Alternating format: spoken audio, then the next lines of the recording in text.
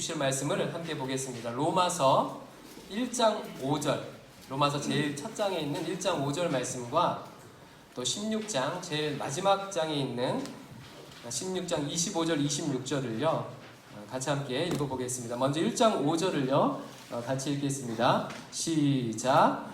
그럼 말미암아 우리가 은혜와 사도의 직분을 받아 그의 이름을 위하여 모든 이방인 중에서 믿어 순종하게 하나니.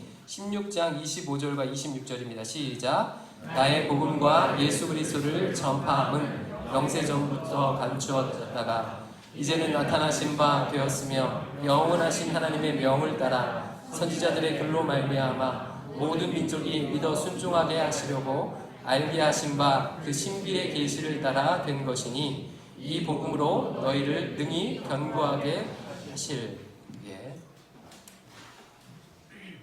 계속해서 지금 믿음에 대해서 성경이 말하는 믿음이 무엇인지에 대해서 말씀을 나누고 있는데 믿음 시리즈 오늘 마지막 편입니다. 여러분 누군가 우리에게 와서 성경이 말하는 믿음이 무엇이냐라고 묻는다면 뭐라고 대답하시겠습니까? 짧게 요약하면 하나님을 신뢰하는 것이라고 우리 말씀을 통해서 배웠습니다. 나와 약속하신 신구약 성경 66권의 약속을 반드시 지키실 그 하나님을 신뢰하는 것이 바로 믿음입니다. 그리고 내가 그 하나님을 신뢰하면 신뢰할수록 우리는 믿음의 풍성함, 신앙의 풍성함을 경험하게 되죠. 그것은 어느 삶이나 마찬가지입니다. 부부간의 신뢰가 깊으면 깊을수록 부부간에 충만한 은혜를 누리게 되죠. 친구간의 신뢰가 깊으면 깊을수록 친구 관계에서 좋은 친구 관계를 유지하고 은혜를 누리게 됩니다. 하나님과도 마찬가지예요. 하나님과 하나님을 신뢰하면 할수록 우리 하나님께서 주시는 복과 은혜를 충만히 누리게 되는 것이죠. 지난주에는 무엇을 살펴봤냐면 그렇다면 어떻게 하면 이 믿음을 증진시킬 수 있을까? 어떻게 하면 믿음을 성장시킬 수 있을지에 대해서 말씀을 배웠어요. 믿음이라는 것은요 로또 복권 맞는 것처럼 하루아침에 부자 되는 게 아니에요. 오랜 시간 성장하는 것이 믿음이라고 했습니다. 그래서 마치 어린아이가 수많은 삶의 경험을 통해서 성인이 되는 것처럼 신자가 수많은 삶의 경험을 통해서 믿음이 성장하죠. 때로는 믿음에 실패하기도 하고 때로는 믿음에 성공하기도 하면서 하나님의 은혜를 경험하기도 하고 실패하기도 하면서 믿음이 성장합니다. 그리고 이렇게 생긴 믿음은 단지 머리로 아는 믿음이 아니라 삶의 경험을 통해서 획득된 믿음이기에 아주 확고하고 분명하게 되는 것이죠. 오늘은 믿음 시리즈 마지막을 장식하면서요 성경이 말하는 믿음의 매우 중요한 측면을 하나 다루려고 합니다. 믿음에 대해서 흔히 하는 오해 중 하나가 바로 믿음과 행함과의 관계예요. 그리고 기독교 역사를 살펴보면 기독교 역사의 중요한 분기점마다 바로 이 믿음과 행함이 핵심적인 논쟁거리였습니다. 먼저 우리 기독교가 처음 시작될 때, 이 신약 성경이 쓰여질 때 이 행함과 믿음의 관계는 굉장히 중요한 논쟁거리였죠. 유대인들은 택함받은 선민의식을 가지고 있었고 그리고 율법을 가지고 있었습니다. 그래서 유대인들은 어떤 생각을 했냐면 누구든지 하나님의 백성 되기 위해서는 이 율법을 가지고 지켜야 된다고 생각을 했습니다. 그리고 이것은 이방 민족을 향해서 어떤 배타적으로 작용을 하게 됐죠. 유대인들이 율법을 가지고 있고 지켜야 하나님 백성 된다고 하니까 이방인들 입장에서는요 처음 생전 들어보는 그 율법을 공부도 해야 되고 지켜야 하니까 하나님 백성 되는데 큰 걸림돌이 되었습니다. 그러자 사도 바울이요 로마서와 갈라디아서를 통해서 그렇지 않다. 우리가 구원받는 것은 하나님 백성 되는 것은 율법을 가지고 지키는 데 있는 것이 아니다. 바로 믿음으로 구원받는 것이다 라고 하면서 이방인들에게 구원의 길을 크게 열어놨습니다. 그 내용이 우리가 오늘 읽은 로마서, 갈라디아서 이런 내용을 담고 있어요. 두 번째로 종교개혁 시대에도요 동일한 행함과 믿음에 대한 논쟁이 있었습니다. 중세교회는 행함을 굉장히 많이 강조했어요. 행함을 강조했습니다. 성경 말씀을 가르치는데 열심을 내지 않았기 때문에 미사도 라틴어로 드리고 그러다 보니까 성경을 주로 어떻게 가르쳐요? 성경을 그림을 통해서. 그러니까 유럽 여행 가보신 분 아시겠지만요 그 성경 이야기가 그림으로 굉장히 많이 표현되어 있어요. 왜 그렇습니까? 이 그림을 통해서 성경을 가르치는 거예요. 그러다 보니까 성경 말씀을 잘 가르치지 못하게 되고, 그러니까 종교적 행위를 강조할 수밖에 없습니다. 그래서 신부에게 가서 내가 무슨 죄를 지은 것 같은데 마음이 너무 불편합니다. 신부님 어떻게 합니까? 라고 고해성사를 하면 그 신부님께서 해결할 방법을 가르쳐줘요. 어떻게 가르쳐주냐면 그 주기도문을 한 100번쯤 외우세요. 당신은 좀 심각한 범죄를 저질렀네요. 그러면 성당 계단을 무릎으로 왔다 갔다 한 100번쯤 하세요. 이런 식으로 행함을 통해서 죄 씻음을 받고 행함을 통해서 공덕을 통해서 은혜를 누리도록 그렇게 가르치는 경향이 있었습니다. 가장 절정에 달하는 것이 면죄부 판매죠. 바티칸 성당을 지으면서 면죄부를 판매하고, 이 면죄부를 내가 돈을 주고 살 때 지옥불에 있는 혹은 연옥에 있는 내 조상들이, 내 선배들이 그 천국에 들어갈 수 있다. 이런 식으로 공로와 행함을 강조했습니다. 바로 이에 대한 반발로 일어난 것이 종교개혁이죠. 그렇지 않다. 행함으로 구원받는 것이 아니다. 마틴 루터는 누구보다도요 종교적인 인물이었어요. 행함을 통해서 구원받으려고 노력했습니다. 성당 계단을 오르락 내리락 하면서 무릎이 깨지고 깨지는데도 그 죄책감, 그 죄의식을 떨쳐버리려고 열심히 노력했어요. 봉사도 하고 묵주로 기도하면서 그렇게 새벽을 깨워서 기도하고 했는데 이것을 떨쳐버릴 수 없는 거예요.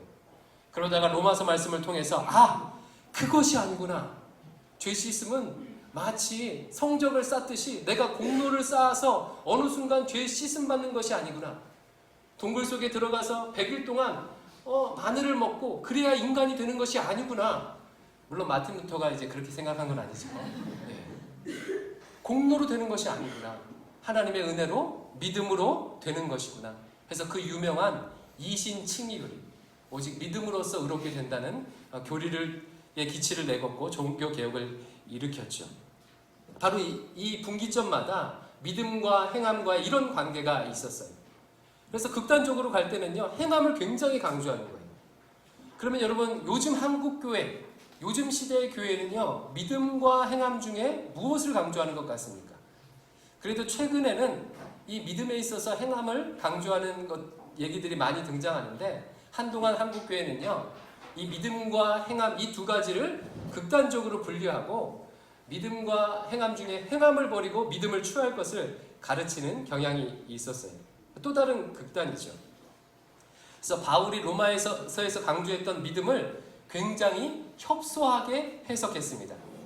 로마서에서 말하는 구원을 얻는 믿음, 의롭게 되는 믿음을 나타내는 대표적 구절이요 로마서 10장 10절 말씀인데 같이 한번 읽어볼게요. 로마서 10장 10절인데 사람이 마음으로 시작.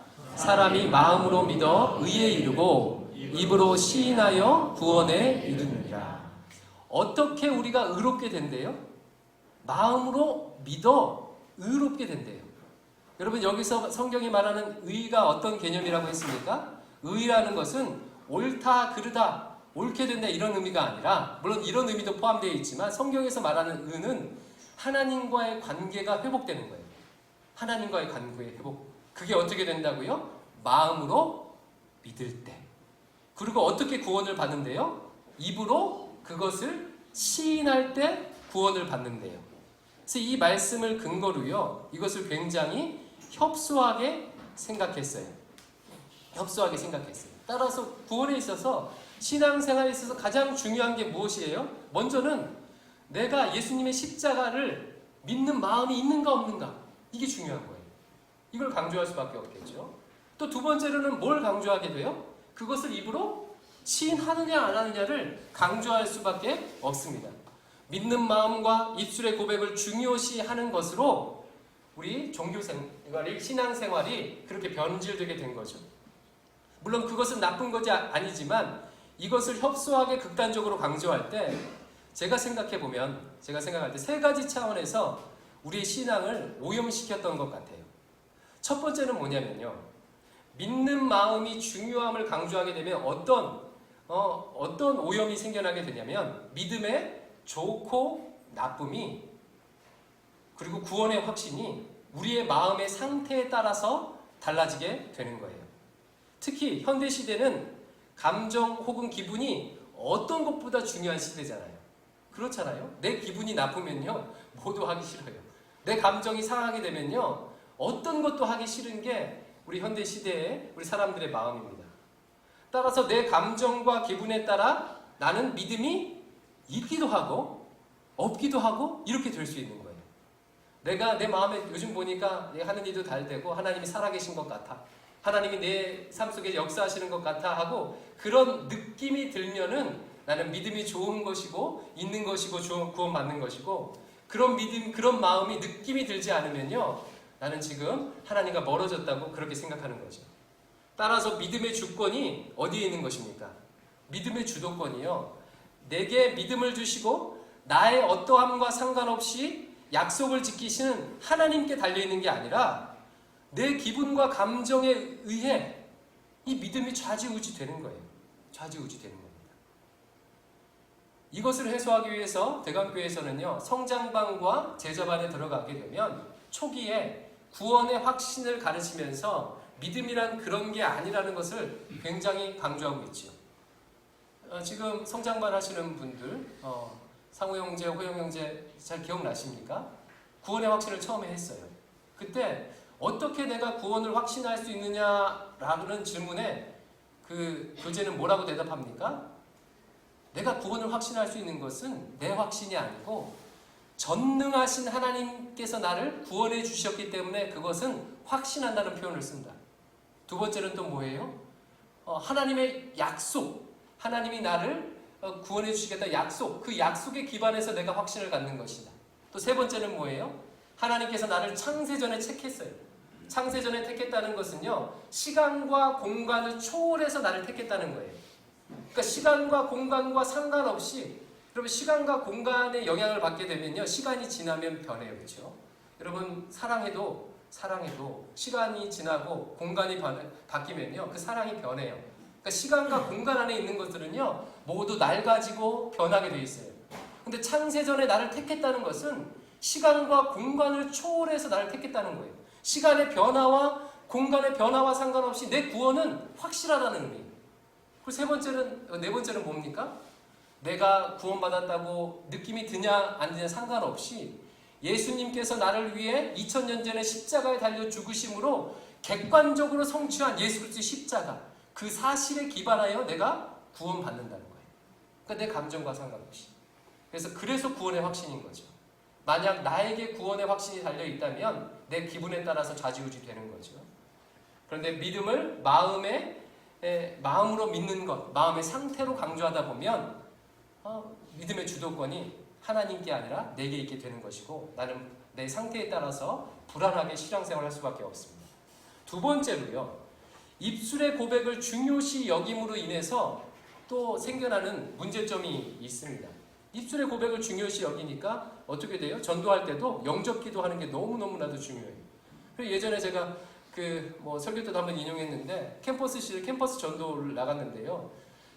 연초가 되면요, 많은 선교전체에 나와서 신입생들 전도합니다. 제가 한 학생을 전도하는데 그 친구가 딱 이렇게 말하는 거예요. 선배님, 그 맨 마지막에 있는 영접기도 읽으면 되죠? 저 읽을 테니까 저 빨리 가야 돼요. 저 네 번째예요. 이러는 거예요. 여러분, 그렇게 해서 영접기도를 읽으면, 입술로 고백하게 되면 구원받는 것입니까? 물론 영접기도 하는 것은요, 굉장한 신앙의 유익이 있어요. 하지만 그것을 강조하다 보면 구원받는 것을, 구원을 굉장히 값싸게 만드는 거죠. 이런 문제가 있죠. 또 입술의 고백을 중요시 여기다 보니까 여러분, 한국교회 안에서 어떤 전통이 있습니까?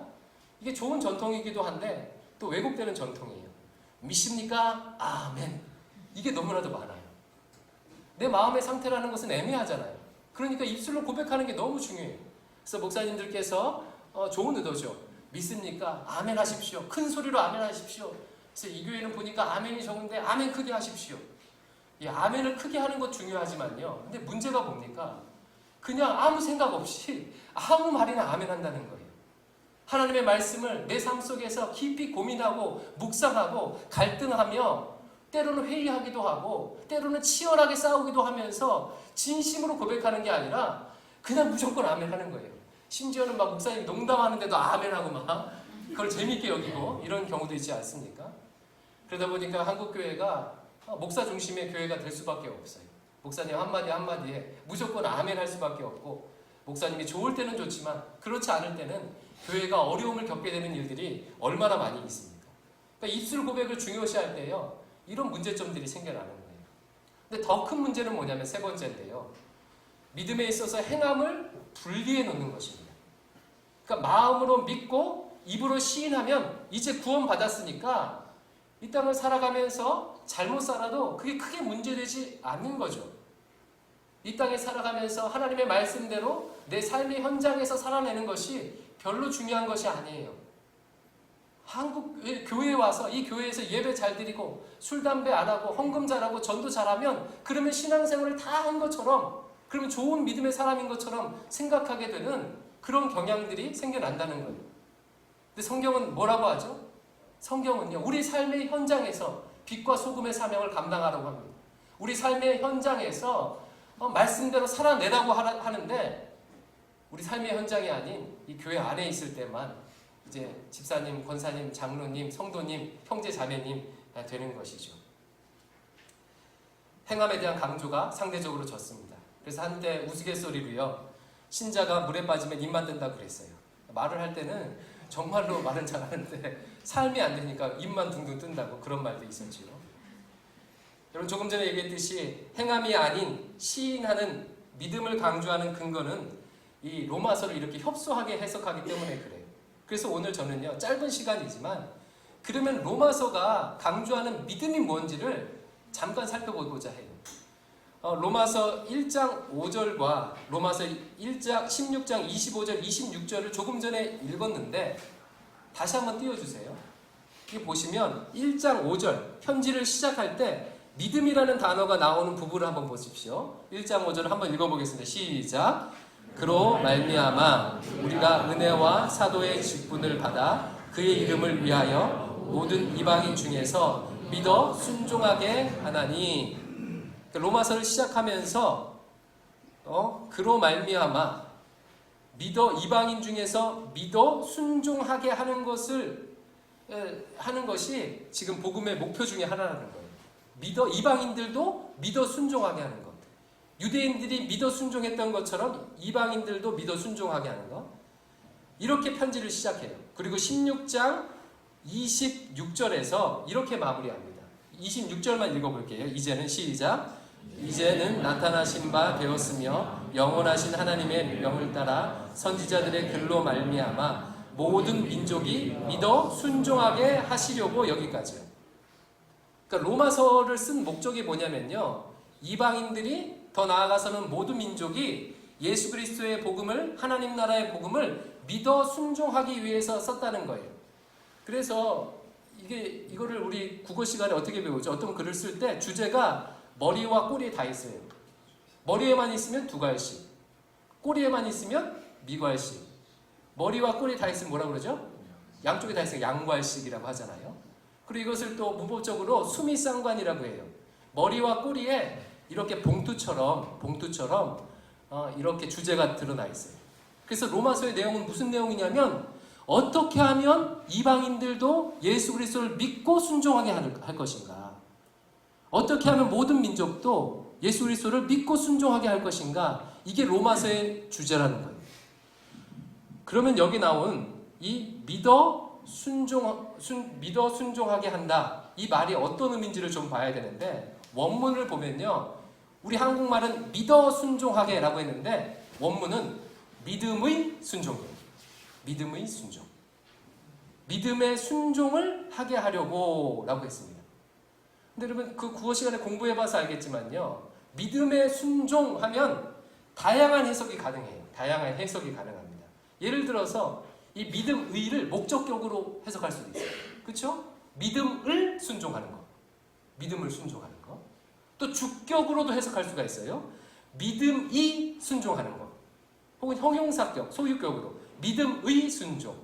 이런 다양한 해석이 가능하죠. 근데 이 다양한 해석을 지금 논하는 것은 의미가 없고요. 가장 역사 가운데 이 구조를 해석하는 가장 유력한 해석 두 가지가 있습니다. 하나는 뭐냐면 출처적인 해석이에요. 믿음으로부터 말미암는 순종이다라는 거예요. 믿음으로부터 말미암는 순종. 그러니까 믿음을 가질 때, 믿음을 가지면 반드시 생기게 되는 믿음이 촉발하는 순종, 하게 하려고 이런 의미예요. 또 한 가지는요, 동격입니다. 믿음 곧 순종. 믿음 곧 순종. 출처적으로 해석하게 될 때는 어떤 차이, 동격과 해석할 때 어떤 차이가 있냐면요. 출처적으로 해석할 때는 믿음과 순종을 하나로 봐요, 분리해요? 분리해봐요, 분리해요. 믿음으로부터 나오는 순종.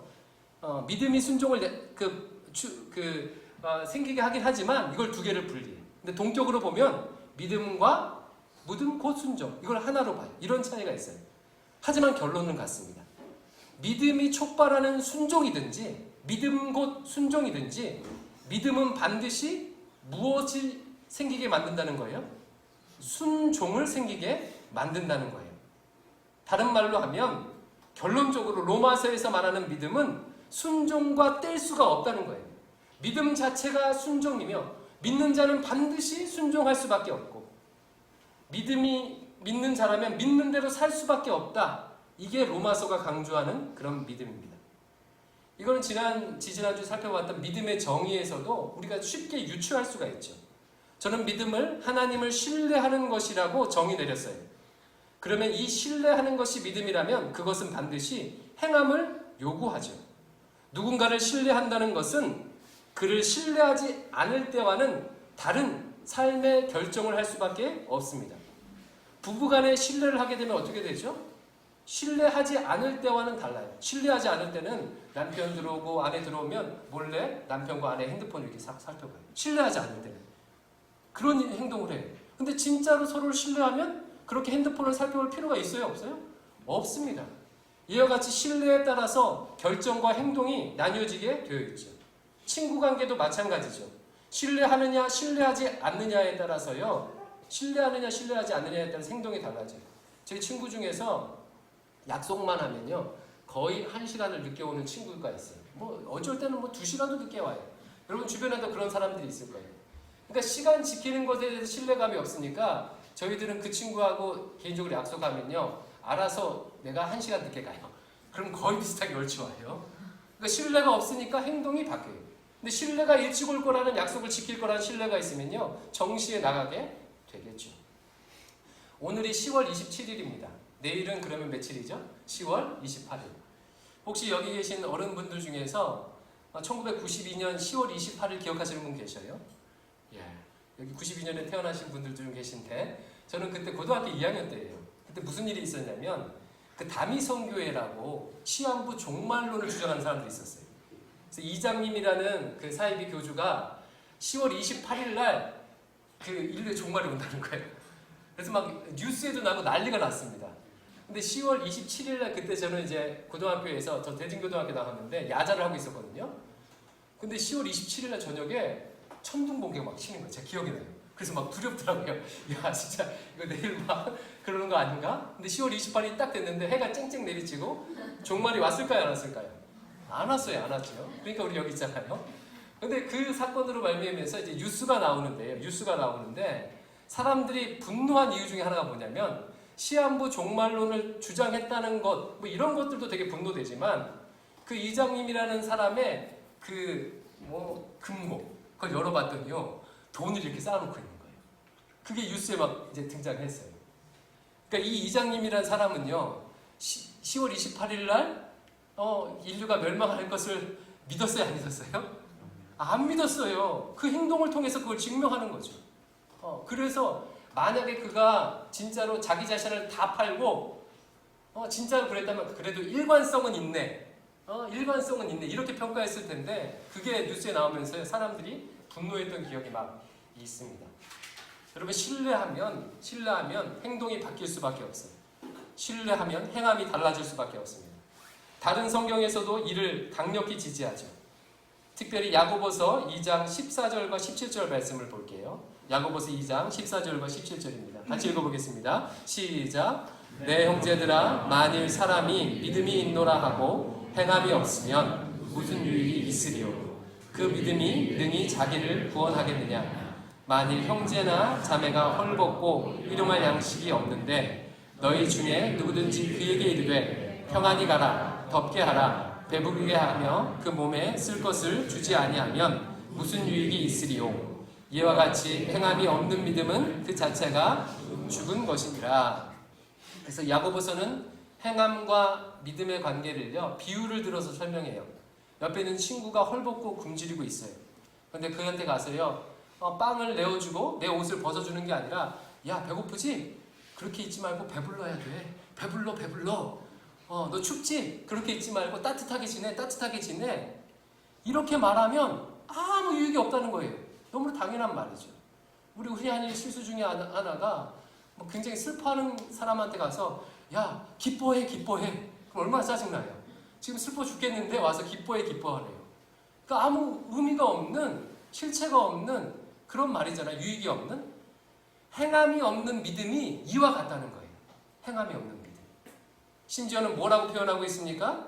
믿음 안에 행함이 없으면 그 믿음은 죽은 것이다 라고 강력한 단어를 써서 지금 표현하고 있는 것입니다.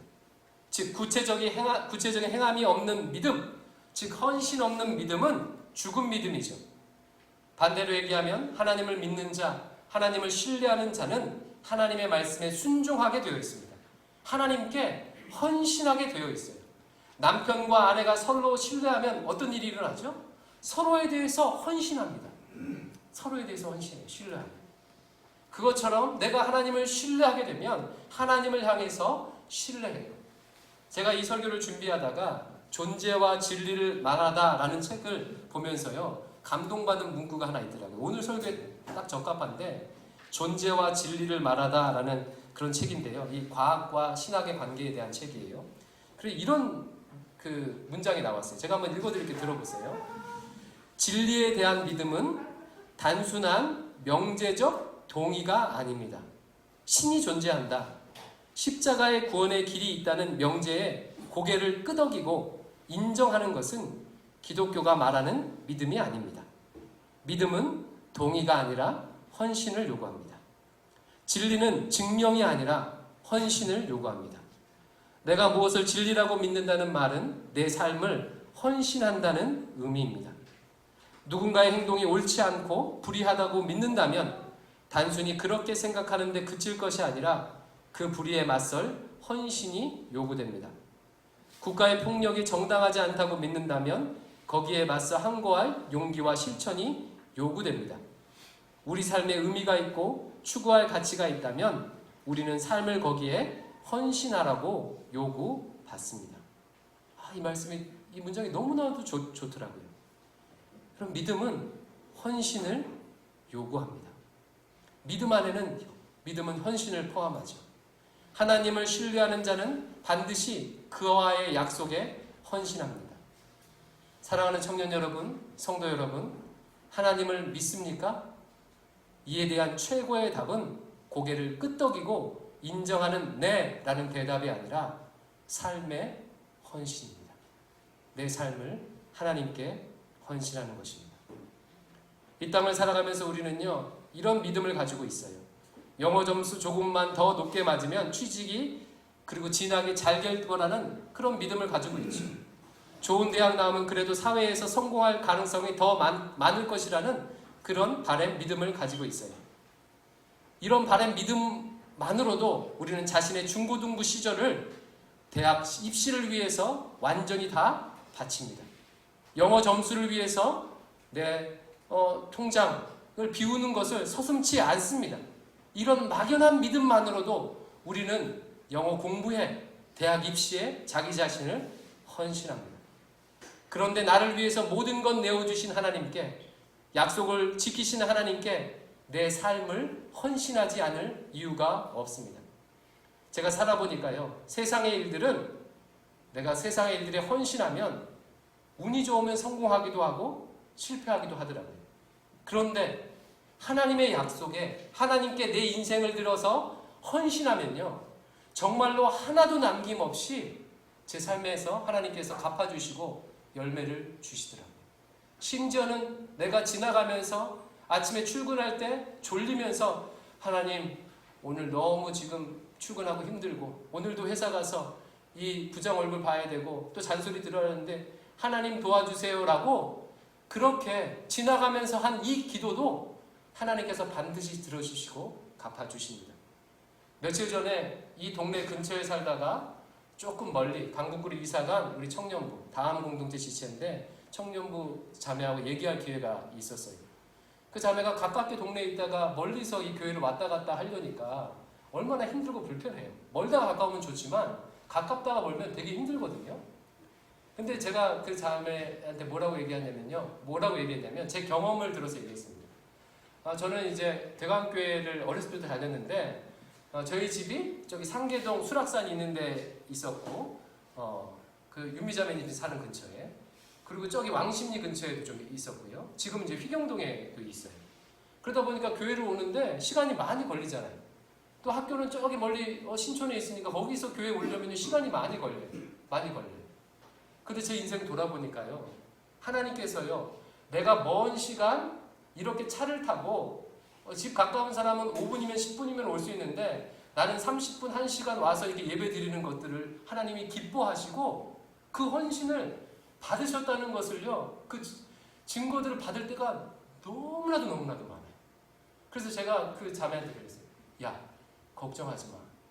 나도 권한이 있으면 이렇게 수고하는 너를 위해서 좋은 거 주고 싶은데 우리 하나님 어떠실까? 이렇게 멀리서 오고 가는 그런 너의 수고를, 작은 수고 헌신을 하나님께서 기쁘게 받으시고 갚아주실 거예요. 그 은혜를 누리며 이렇게 얘기했어요. 그 자매가 이제 갑자기 얼굴 표정이 되게 환하게 펴지더라고요. 정말 그래요. 그리고 세상은요, 우리의 수고와 노력에 배신할 때가 많습니다. 근데 우리 하나님은 그렇지 않아요. 나를 위해 자기 아들을 아끼지 아니하시고 내어주신 그분은요, 그 하나님을 향해서 작은 소리로 기도하는 것까지도, 그리고 작은 헌신을 한 것까지도 갚아주시고 응답해 주십니다. 그리고 그것을 기다리고 계십니다. 말씀을 결론 내리겠습니다. 믿음으로 그러면 산다는 것은 무엇입니까? 믿습니다. 아멘. 이것은 정말로요, 아주 작은 거예요. 믿음으로 산다는 것은 입술의 고백이 아니라 내가 신뢰하는 하나님께 헌신한다는 것입니다. 나의 시간을, 나의 재정을, 나의 삶을, 나의 젊음을 그 살아계신 하나님께, 하나님의 말씀에 드린다는 거예요. 그리고 그럴 때 믿는 자가 경험하는 놀라운 기적들을, 역사들을 경험하게 되실 것입니다. 이와 같은 은혜가 우리 모두에게 있기를 주님의 이름으로 축원드립니다.